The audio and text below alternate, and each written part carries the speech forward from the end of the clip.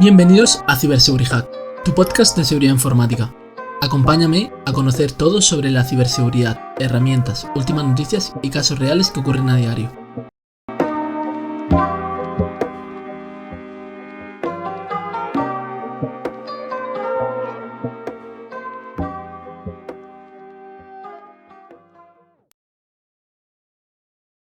Hoy tenemos en Ciberseguridad uno de los temas más hablados en estos últimos meses.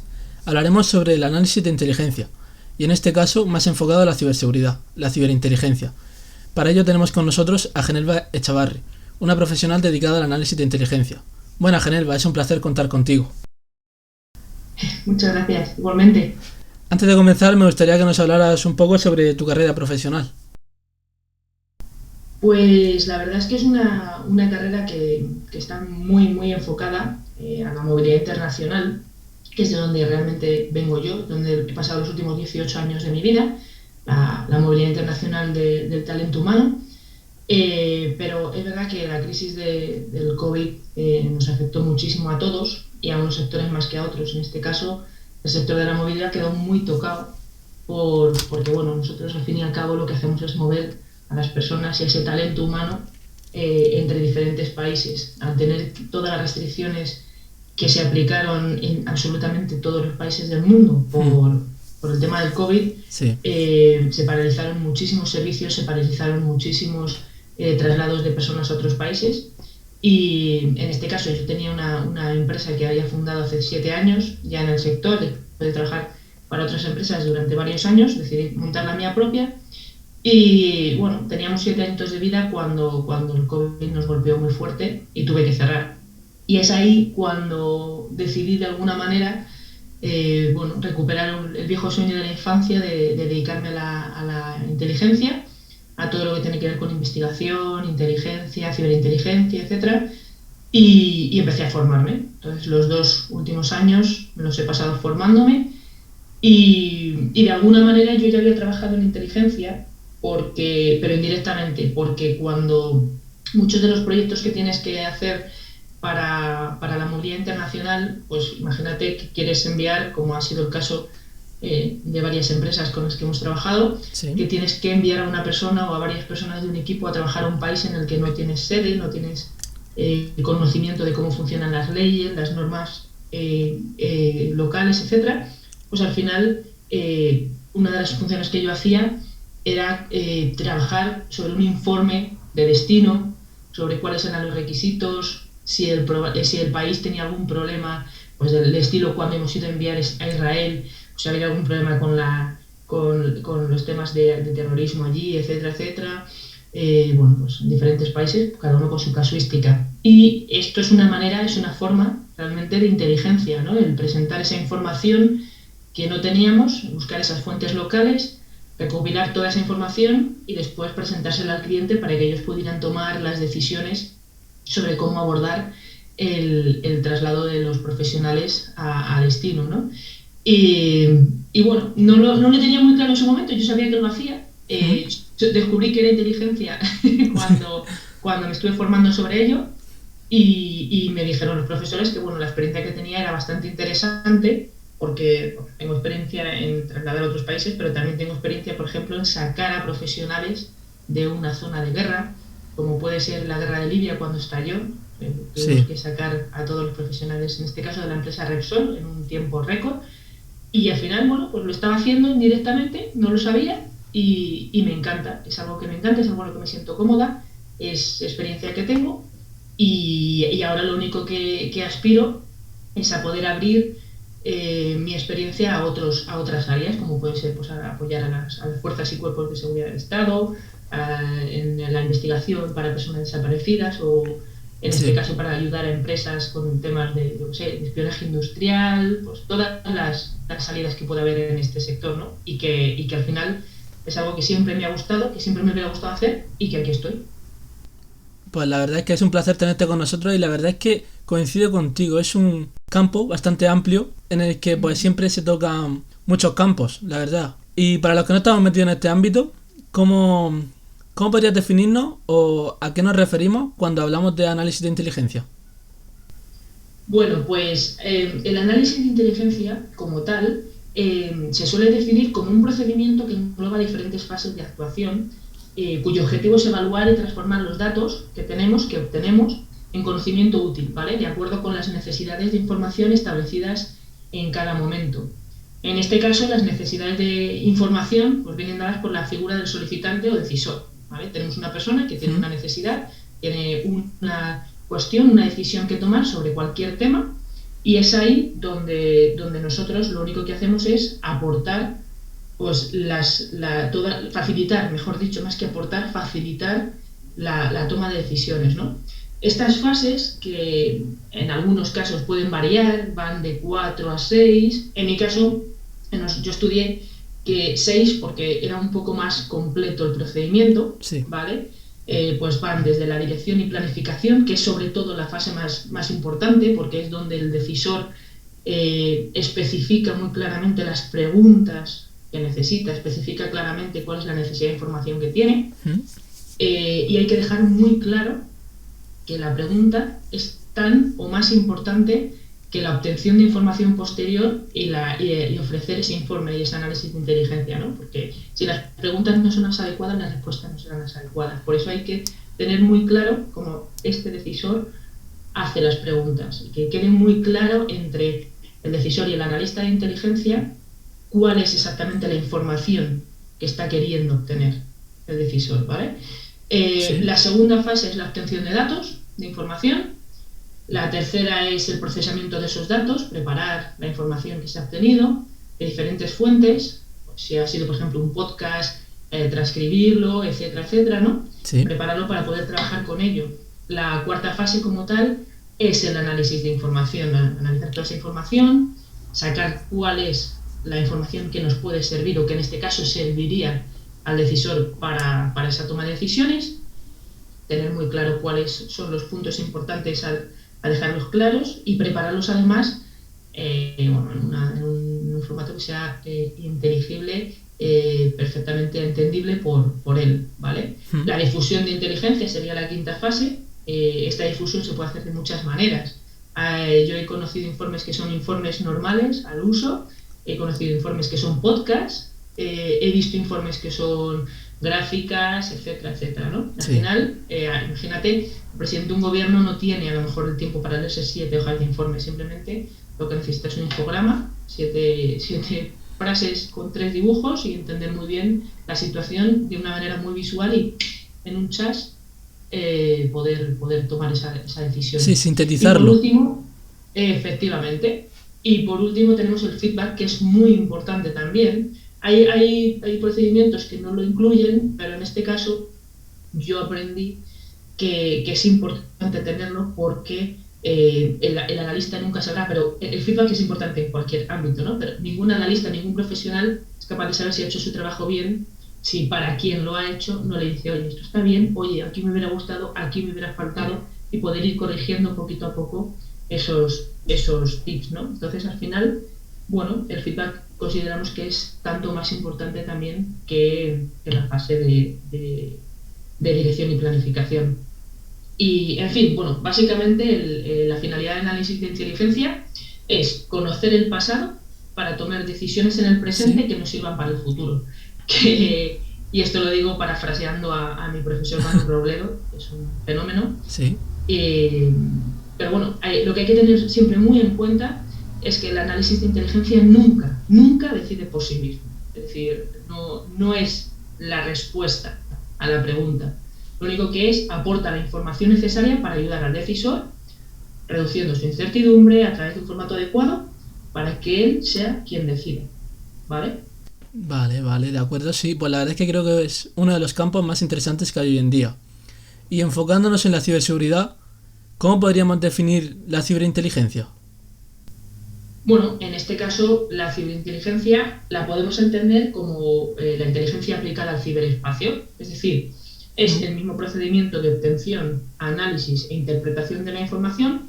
En este caso, el objetivo principal es identificar, rastrear y predecir las capacidades, las intenciones o las actividades de actores hostiles en el ciberespacio, que coloquialmente los conocemos como ciberataques, ¿no? Sí. la ciberinteligencia al final aporta muchos beneficios, ¿vale? Porque hay que entender que es algo que es una técnica transversal a la ciberseguridad y a la propia inteligencia, de forma que el análisis que podemos hacer de cualquier situación es proactivo, por lo que facilita muchísimo la toma de medidas para nuestra protección. Para que lo entiendas muy claro, ¿vale? Podemos decir que la ciberinteligencia es proactiva y la ciberseguridad es reactiva. Es la consecuencia de analizar la información de cómo actúan, por ejemplo, los malos, ¿vale? Y cómo podemos protegernos de ellos, ¿vale? Vale, de acuerdo. La verdad es que yo creo que a todos los que nos están escuchando les habrá quedado muy claro, porque yo creo que lo ha explicado de una forma muy, muy correcta y yo creo que cualquiera que no, aunque no esté metido en este ámbito, lo va a entender.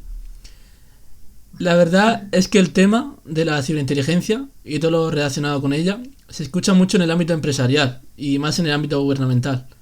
¿Qué importancia crees que tienes tú la ciberinteligencia en las empresas y gobiernos? Importancia, pues entre mucha y toda, diría yo. O sea, mira, yo he trabajado con grandes multinacionales, es la experiencia última que, como te comentaba, he tenido durante los últimos 18 años, y cuanto más grande sea una empresa, y cuidado que por empresa podemos hablar perfectamente de la gestión de la administración de un Estado, es decir, del gobierno, pues más importantes y decisivas serán las decisiones que se tengan que tomar a todos los niveles, ya sean niveles estratégicos, comerciales, técnicos, no sé, de seguridad o cualquier otro, ¿no? Por mucha información, tú piensas que por mucha información o experiencia personal o profesional que tenga uno, nadie posee la capacidad de tomar decisiones sin una información mínima en la que basarse para hacerlo. Incluso cuando alguien decide saltarse a la torera todo y hacer lo que solemos llamar una locura, suele hacerlo ignorando las bases de conocimiento mínimo que tiene. Es decir, bueno, yo sé que si salto de un rascacielos me voy a matar, pero decido hacerlo por la circunstancia que sea, ¿no? Bueno, yo ya tenía la información mínima de que me iba a matar, pero decido saltar al vacío, ¿no? Ten en cuenta que en un cargo de responsabilidad cuyas decisiones tienen consecuencias siempre, para bien o para mal, esa información que tengan mínima siempre tiene que ser veraz, contrastada y evaluada. Y los decisores en muchos casos no tienen tiempo para hacerlo. Entonces, al final, el objetivo de la inteligencia es facilitar la labor a esos decisores, presentando la información de forma entendible y accesible, reduciendo la incertidumbre, como comentábamos antes, ayudándoles a que puedan tomar una decisión que puede ser clave tanto para el funcionamiento de una empresa como para tomar una decisión que afecte a ciudadanos de un país en concreto, en este caso, España, ¿no? Imagínate, por ejemplo, la diferencia de gestionar la crisis del COVID-19 entre un gobierno que haya usado su unidad de inteligencia y uno que no. Estamos hablando de vidas en juego, estamos hablando de restricciones de movilidad que afectan a la salud, pero también a la economía. Es decir, es un escenario perfecto para entender cómo cada decisión debe ir vinculada a una información previa adecuada y que pueda plantear todos los escenarios posibles. Más aún cuando, como en el caso del COVID, los escenarios cambian constantemente, con la primera ola, la segunda, la llegada de las vacunas, restricciones que había que tomar, decisiones que había que tomar. Es decir, pues al final, para una empresa, las aplicaciones, igual que para el gobierno, son infinitas. En una empresa podemos hacerlo desde la gestión de la propia seguridad de la compañía, ya sea interna, como espionaje, como comentábamos antes, espionaje industrial o fuga de información, externa, de ciberataques, a la toma de decisiones estratégicas o comerciales, como podría ser la apertura de mercado en entornos internacionales. Se puede asistir al Departamento de Recursos Humanos para el análisis de perfiles en la contratación de empleados clave que vayan a estar en la directiva o en la ejecutiva, o incluso algo tan básico como la defensa de una campaña de desinformación que ahora están tan de moda. O sea, es decir, al final la inteligencia es muy importante y necesaria en cualquier ámbito en el que se tenga que tomar una decisión cuyas consecuencias puedan afectar al entorno. Sí, la verdad es que yo creo que es casi indispensable. Ahora mismo en el ámbito gubernamental, indispensable. Y por lo que yo he visto, los profesionales que hay ahora mismo en la ciberinteligencia en España son muy buenos. Hay uno que sigo de cerca y me interesa mucho por sus publicaciones e intervenciones que hace en varias charlas y en entrevistas que tiene, que es Carlos Seisdedos. Carlos Cisneros he tenido la suerte de que sea mi profesor de ciberinteligencia. Puedo decirte, puedo confirmar que es un fenómeno de la naturaleza. Sí, para mí es un profesional como la copa de un pino. Sí que lo es. Por tu experiencia en este ámbito y conocerlo muy bien, ¿cuáles serían las fuentes que más se suele consultar a diario como un analista de inteligencia? Pues la verdad es que eso depende, ¿no? Porque, por ejemplo, hay analistas que trabajan en empresas o que trabajan para el gobierno cuyas fuentes diarias pueden ser el OSINT, que es la inteligencia de fuerzas abiertas, el UMINT, que es la inteligencia de fuerzas humanas. Hay analistas que trabajan para las Fuerzas Armadas y que pueden emplear en su día a día el IMINT, que es inteligencia de imágenes, o el GeoINT, que es la inteligencia geográfica, o también el SIGINT, que es inteligencia de señales.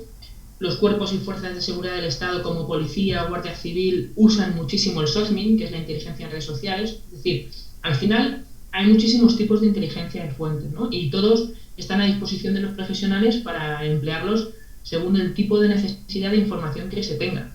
También es cierto que las fuentes más utilizadas ahora mismo por su generalidad son las humanas Sí. y las abiertas. Y dentro de estas, las redes sociales, que prácticamente hoy no hay nadie que no tenga una red social mínimo. Sí, al menos una. Y vuelque información, efectivamente. Es que la verdad es que yo creo que la ciberinteligencia es un campo muy amplio y las fuentes de información también son muy amplias. Pero creo que hay que destacar de las demás, por ser tan sonada en el ámbito del día a día y estar de moda en las redes sobre todo, que es el OSINT. ¿Cómo podríamos definir OSINT y qué importancia tiene en la actualidad? Pues, a ver, el OSINT en sus siglas es Open Source Intelligence, es decir, es la obtención de información y la elaboración de inteligencia a través de información obtenida por medio de fuentes abiertas. Y cuidado, esto es muy importante tenerlo en cuenta, que las fuentes abiertas son públicas, pero pueden ser tanto gratuitas como de pago. Por ejemplo, gratuito es el Internet y de pago pues podría ser el abono de la tasa para obtener un informe en un registro público. ¿Vale? O sea, es importante tener esto muy claro. Actualmente es verdad que se asocia el OSINT a Internet porque es la principal fuente de búsqueda por su accesibilidad, que todos nos movemos en él, pero es verdad que dentro del OSINT podemos buscar en cualquier fuente pública disponible, como pueden ser todo tipo de publicaciones en formato papel, yo que sé, artículos de opinión, disertaciones, publicaciones académicas. También se puede buscar en los medios tradicionales de comunicación como televisión, radio, periódicos, revistas, fotografías o imágenes o vídeos de acceso público y sus metadatos asociados.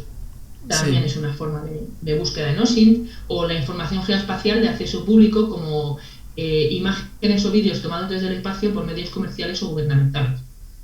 A ver, no es que OSINT sea la más importante que cualquier otra fuente de inteligencia, pero es que es verdad que es la más accesible, la más fácil y donde al fin y al cabo podemos encontrar pues, la gran mayoría de datos, ¿no? Porque la era de la digitalización lo que conlleva prácticamente es que toda la información se encuentra o se encontrará en el ciberespacio antes o después. Por ejemplo, a mí se me ocurre, porque he trabajado mucho con ellos, los registros. Yo recuerdo cuando antes para tener un certificado tenías que ir al registro físicamente, pedir el documento, hacían la búsqueda a mano, porque todavía no estaba nada subido a la red, no estaba nada digitalizado, y X días después pues tenías que ir a recoger el documento en físico. Y en la actualidad, pues la práctica totalidad de la información que se tiene en los registros se ha digitalizado y es muy sencillo acceder a ello a través de Internet y hacer la solicitud a través del propio Internet. Ya ni siquiera te tienes que desplazar al lugar, ¿no? Entonces, bueno, es una manera de acercarnos a todos esta búsqueda y esta cantidad de información increíble que nos ofrece el ciberespacio, pero eso no significa que sea la más importante, aunque sí una de las más usadas, eso es verdad. La verdad es que me ha interesado una cosa que has dicho de geoespacio. Sí. Y la verdad es que la ciberinteligencia yo creo que se une a otro término muy oído estos últimos meses en los medios de comunicación, sobre todo por el conflicto entre Ucrania y Rusia, y este término es la geopolítica. ¿Qué significa geopolítica? Ese término que estamos escuchando tanto, y cómo se acerca a la ciberinteligencia. Madre mía, a ver, socialmente la palabra geopolítica es verdad que viene con mucha carga política, valga la redundancia. En mi caso, a ver, yo personalmente me decidí a hacer un curso de analista internacional para entender un poco de lo que iba y poder aplicarlo en mi profesión, ¿no? Ten en cuenta que si yo iba a trabajar con empresas y ayudarles, yo qué sé, incluso a trasladarse a un país extranjero, etcétera, etcétera, necesitaba entender qué significaba eso de la geopolítica que tanto sonaba. Pero si nos paramos a lo que descubrí en ese curso, ¿vale? Es que no existe una definición mínimamente consensuada sobre lo que significa geopolítica.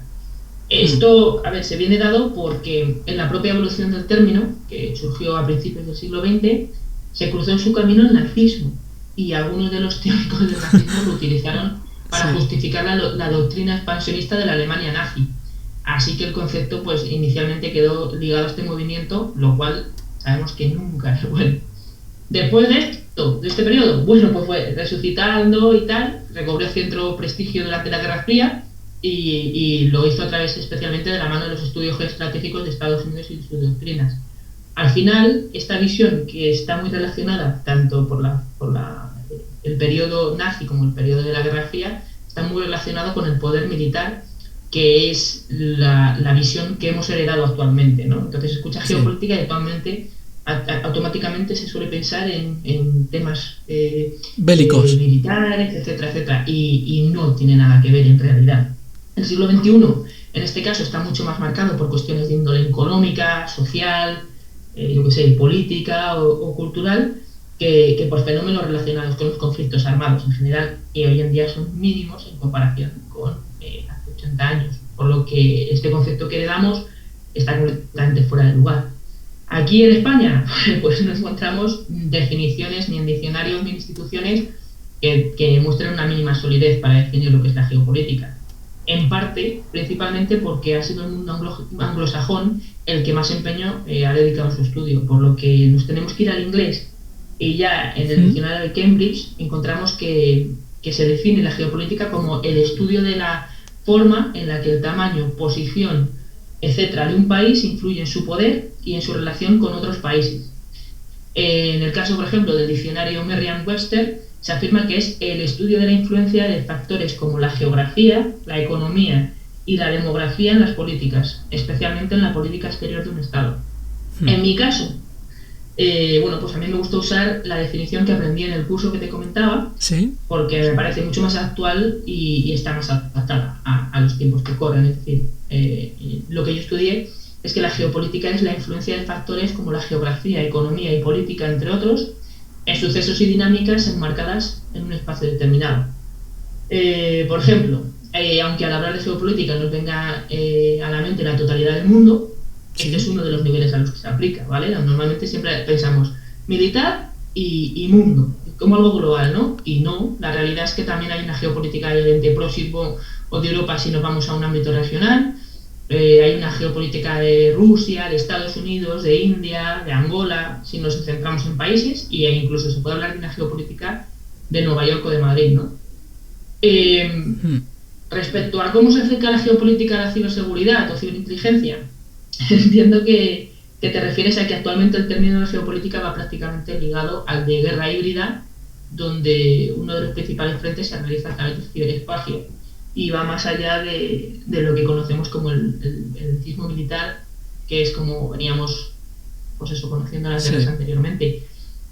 A ver, en mi opinión, y atendiendo a la última definición que hemos hecho, la geopolítica tiene que ver con muchos factores, pero no se asocia directamente con la ciberseguridad, más allá de que hoy en día la ciberseguridad tendría que ser uno de los pilares de seguridad en los que deberían trabajar todos los estados. Aquí en España, sin ir más lejos, estamos siendo víctimas de constantes ataques por parte de ciberdelincuentes. Cuidado, que no hackers. Ya, es muy muchísimo. importante hacer esa distinción. Los hackers son los buenos, los ciberdelincuentes son los malos. Y estos ciberdelincuentes son contratados o cuyo objetivo propio es atacar a instituciones y debilitar los servicios esenciales y vitales para el funcionamiento de un país. Recientemente nosotros hemos recibido muchísimos ataques en el SEPE que han bloqueado pues el que gente pueda cobrar sus pensiones, gente pueda acceder al paro, etcétera, etcétera. O sea, ha sido un colapso total y es importante tener en cuenta que hay que protegernos de este tipo de ataques. Pero bueno, como hemos dicho antes, en la era digital hay un inmenso volumen de información en el ciberespacio, mucha de ella es confidencial y de importancia capital para los diferentes estados, y por ello la ciberseguridad y por tanto la ciberinteligencia son esenciales. Es decir, No se me ocurre pensar en un ministerio que tenga las fuerzas y cuerpos de seguridad del Estado para proteger su integridad física y que deje de lado un buen sistema de ciberseguridad que proteja su integridad digital. Es que ya no cabe en la cabeza de nadie. Ya. Ya, ahora tiene todo que ir como muy unido. También yo creo que uno de los sectores que también está sufriendo muchos ciberataques aquí en España, creo que también es el médico. Se escucha también muchos ciberataques a hospitales. Totalmente. Imagínate estar trabajando en un hospital y que en mitad de una operación, en mitad de cualquier circunstancia, se vengan abajo los servidores, no salga información del paciente al que vas a entrar a operar, no tengas ni idea ni siquiera de qué plasma sanguíneo le tienes que poner. Eso es una locura. Es decir, no se me ocurre que que haya un Estado que no proteja el ciberespacio, su propio ciberespacio, sobre todo en organismos e instituciones esenciales. La verdad es que estoy totalmente de acuerdo con todo lo que has dicho. Y alejándonos un poco de este tema, que quiero sacar otro que es, pues creo que no soy el único que ha hecho alguna vez ego surfing, es decir, buscar información de mí en internet. Y a veces me ha sorprendido mucho la cantidad de información que se puede extraer. ¿Tú hasta qué punto? Sí. ¿Tú hasta qué punto crees que podemos conocer de las personas a través del análisis de fuentes abiertas? Pues es una excelente pregunta.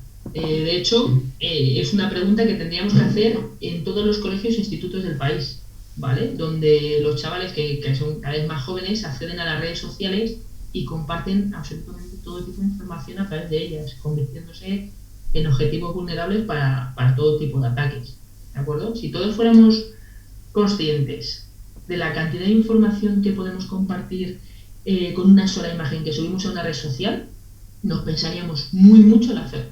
Es decir, usando las herramientas adecuadas podemos saber cuándo se ha hecho la foto, dónde, conocer el entorno, saber si el objetivo está fuera del domicilio habitual. En el caso de que esté en el domicilio podemos conocer la distribución de la casa y detectar vulnerabilidades como ventanas abiertas, tapias bajas. Más aún, a través de los metadatos podemos conocer el teléfono con el que se ha hecho la foto y podemos incluso llegar a hackear ese teléfono para abrir su micrófono y su cámara y escuchar o ver lo que pasa al otro lado. Es decir, esto es un pequeño ejemplo, pero hay muchísimo más. A través de un solo email podemos descubrir todas las redes sociales asociadas a una persona y por ellas conocer su modo de vida, poner cara a sus familiares y amigos más cercanos, conocer sus gustos, su personalidad, incluso saber dónde ha estado la mayor parte de su vida, si ha cambiado de residencia, si ha vivido en otros países, dónde ha pasado sus vacaciones, saber dónde vive, dónde trabaja y a qué gimnasio acude cada tarde entre las 6 y las 8 de la tarde. Al final, mira, una cosa que he aprendido con estos 2 últimos años es que solemos pensar en Instagram y este tipo de redes, en los vídeos que se comparten como una fuga constante de información.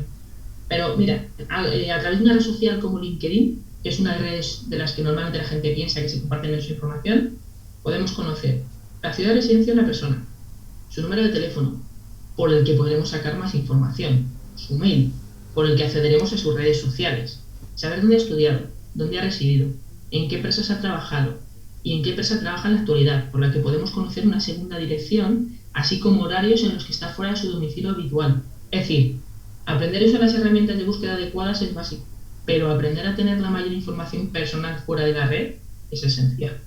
Sí, porque yo creo que también la gente, o personas como yo, adolescentes, nos centramos más, como siempre, en, pues decimos, no vamos a subir cierta información a Instagram o a TikTok, pero después nos metemos a chats como Omegle, que también comparten información. Es decir, no podemos solo ir a las redes sociales mainstream por excelencia. Incluso a través del WhatsApp. Es decir, WhatsApp, Telegram es verdad que tiene un poquito más de protección, no toda. Es decir, cualquier información que tú subes, y esto lo he aprendido, cualquier información que tú compartes por cualquier tipo de red, ya sea pues, WhatsApp, ya sea las redes sociales que conocemos normalmente, es susceptible de ser hackeada. Todo es susceptible de ser hackeado. Y lo que no ha sido hackeado ahora, lo será después. Es decir, esto es como el que tiene una moto. Sí. Que están los que se han caído de la moto y los que se caerán de la moto. Ya. En las redes sociales están las que han sido ya hackeadas y las que serán hackeadas. No hay un término medio. Es decir, por eso, al final, la principal fuente de protección que tenemos, o el principal punto de protección que tenemos, es entender qué es lo que pasa al otro lado y pensar cuál es el tipo de información que queremos que se sepa de nosotros. Porque al final, si la compartimos, se va a saber, por una vía o por otra. Sí, también hay muchas personas a las que la información que hay sobre ellos en internet no les importa mucho o nada. Pero creo que es interesante saber qué se hacen con nuestros datos. Entonces, ¿cómo podemos usar esta información y los datos que recopilamos para mejorar la seguridad tanto virtual como física? Pues mira, como te decía, hay que aprender a tener la mayor información personal fuera de la red.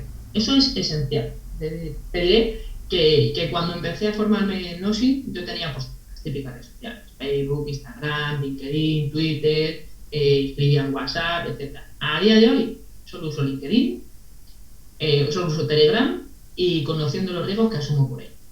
Es decir, las redes sociales al final hay que verlas como una ventana abierta a toda nuestra vida. Entender cómo todos los datos se relacionan entre sí, viendo cómo está ligado todo, y que de una foto sacas un nombre, de un nombre un teléfono, de un teléfono una dirección, y de una dirección, vamos, que se te quitan las ganas de compartir nada en la red. Es decir, no podemos olvidar lo que hemos mencionado una y otra vez antes, que casi toda la información está digitalizada, por lo que nos subamos nosotros puede estar accesible por otra fuente, por ejemplo, un registro, un certificado o incluso un post a una red social que comparte un amigo familiar. A lo mejor no haces tú la foto y no la quieres subir tú, pero lo hace tu prima Pepita y tu prima Pepita sube la foto. Y en esa foto se ve tu casa, tu puerta, se ve si tienes, ¿cómo se llama ahora? Seguridad de Securitas o etcétera, ¿no? Sí. Y que la tengas allí puesta o no. Es decir, al final, escapar del espacio de toda la información nuestra que se mueve por él es casi imposible.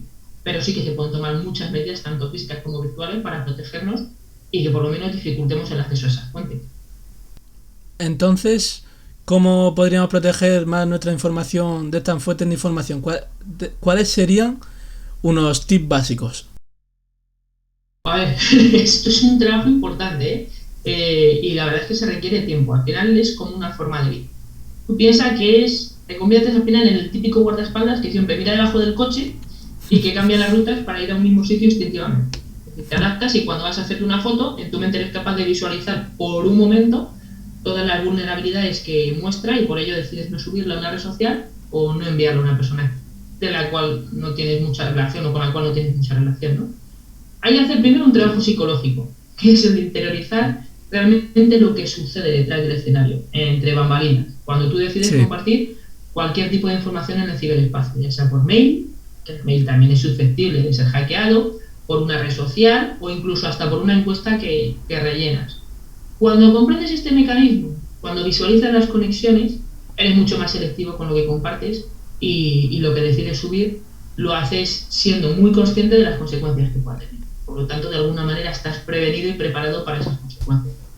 Después, el trabajo pues es físico. O sea, hay muchísimas medidas que se pueden tomar para protegerte. Para mí, la más básica es tapar la cámara y el micro del portátil cuando no lo estoy usando. Siempre está tapada la máquina, la cámara y el micro cuando no los estoy usando.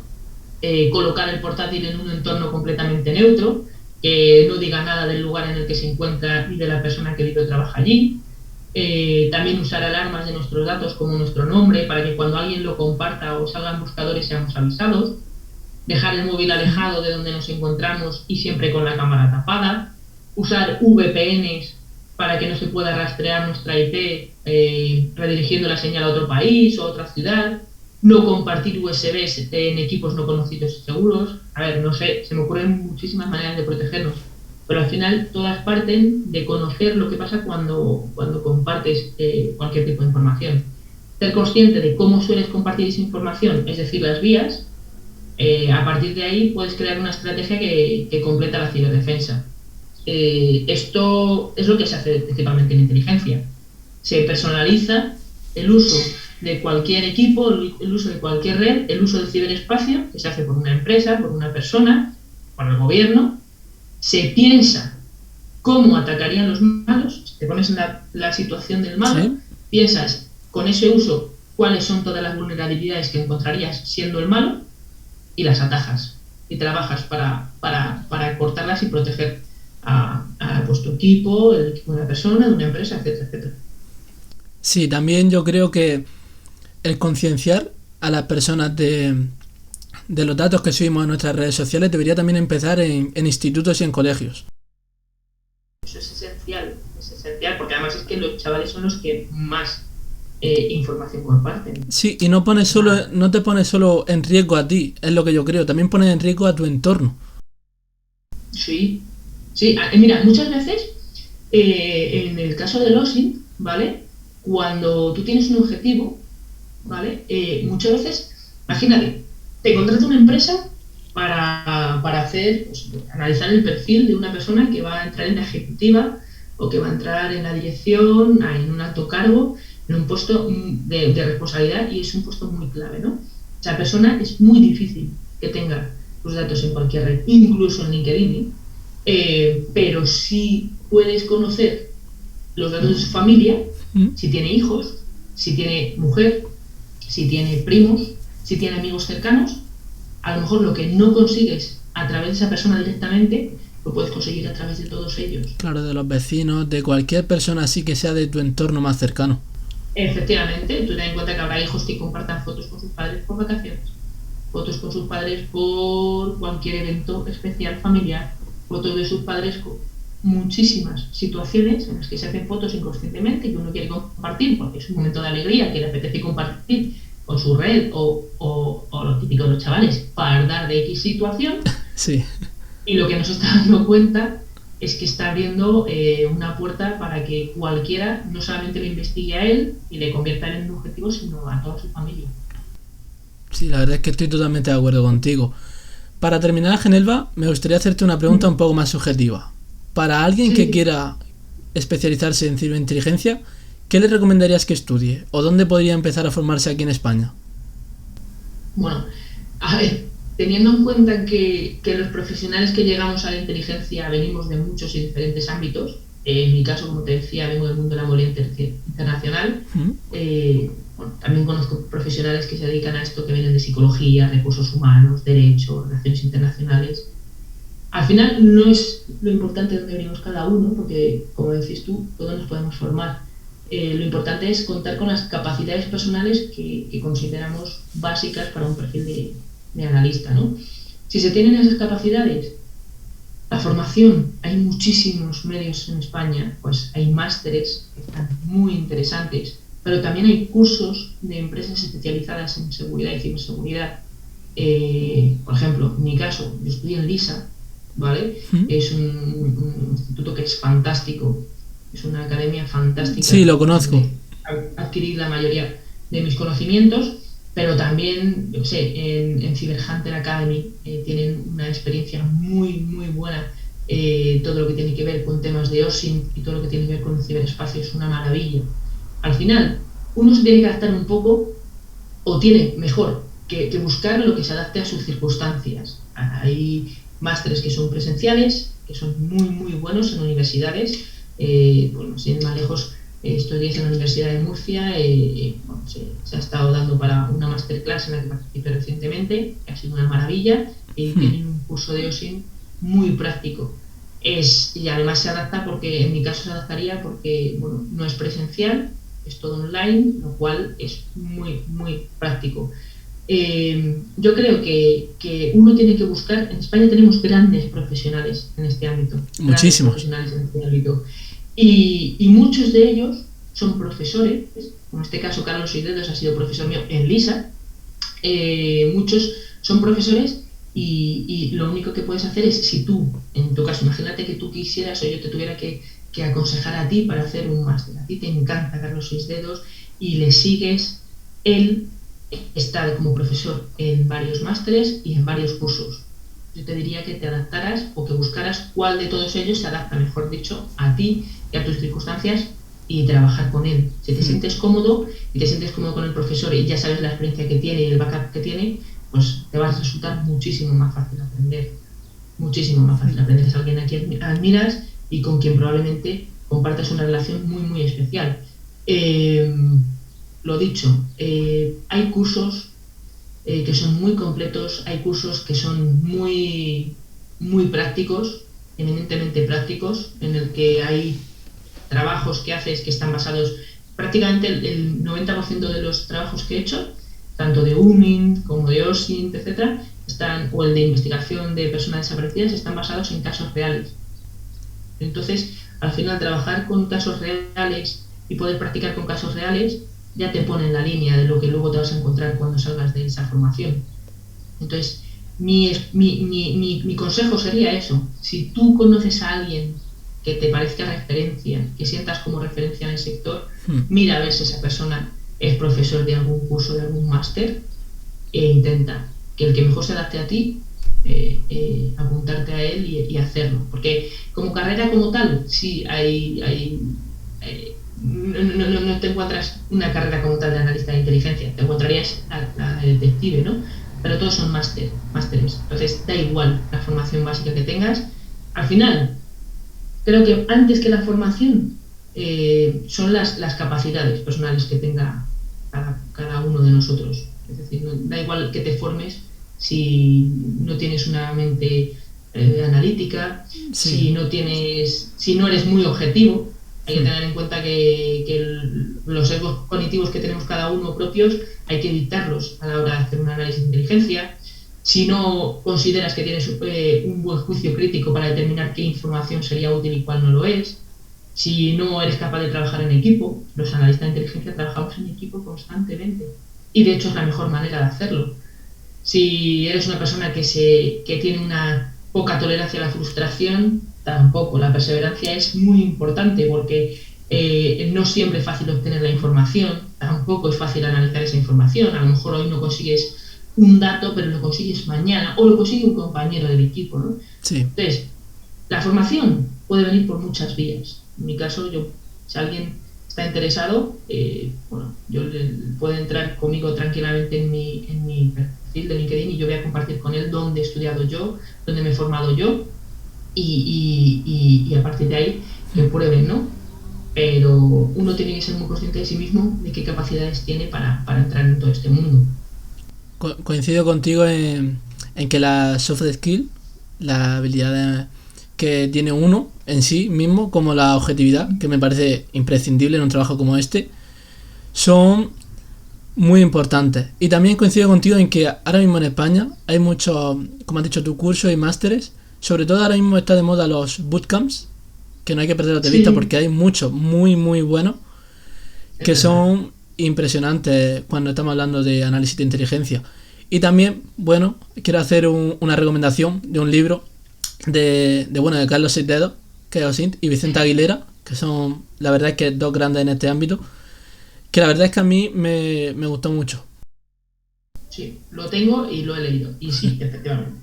Es una maravilla el libro. Y por supuesto, es muy importante que todo el mundo, que todos los que estamos aquí, no solo nos formemos, hay que actualizarse, ¿vale? La inteligencia Constantemente. avanza, es de los sectores que más rápido avanza. Es decir, cuando tú consigues parar el ciberataque de X personas, ya te está ciberatacando por otro lado. Cuando tú estás parando un ataque reputacional, ya te están atacando por otro lado. Cuando estás consiguiendo tapar una brecha de seguridad por un lado, ya se han inventado otras por la que están. Es decir, al final tienes que estar continuamente actualizándote, continuamente aprendiendo de los mejores, continuamente nutriéndote de una biblioteca propia que puedas tener. En mi caso ya tengo como 15 o 16 libros que me parecen esenciales para todo esto, que tienes que leerlos, que tienes que estar en constante movimiento, porque si te paras, te pillan todo.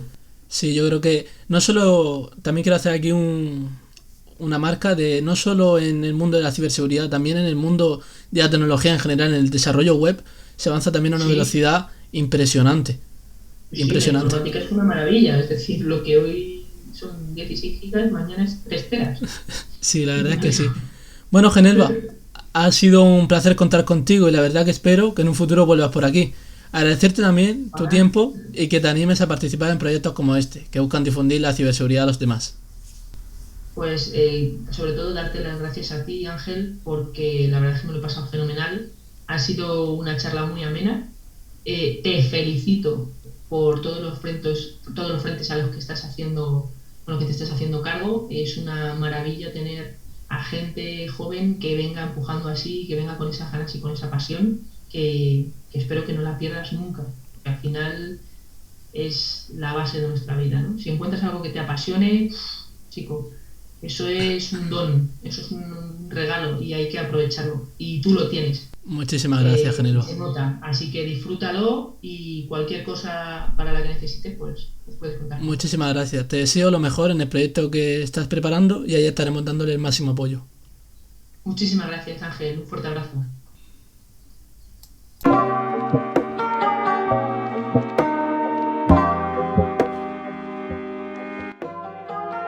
Hasta aquí tu podcast de seguridad informática favorito. Síguenos en nuestras redes sociales y no olvides compartir este podcast con tus amigos. Hasta la semana que viene.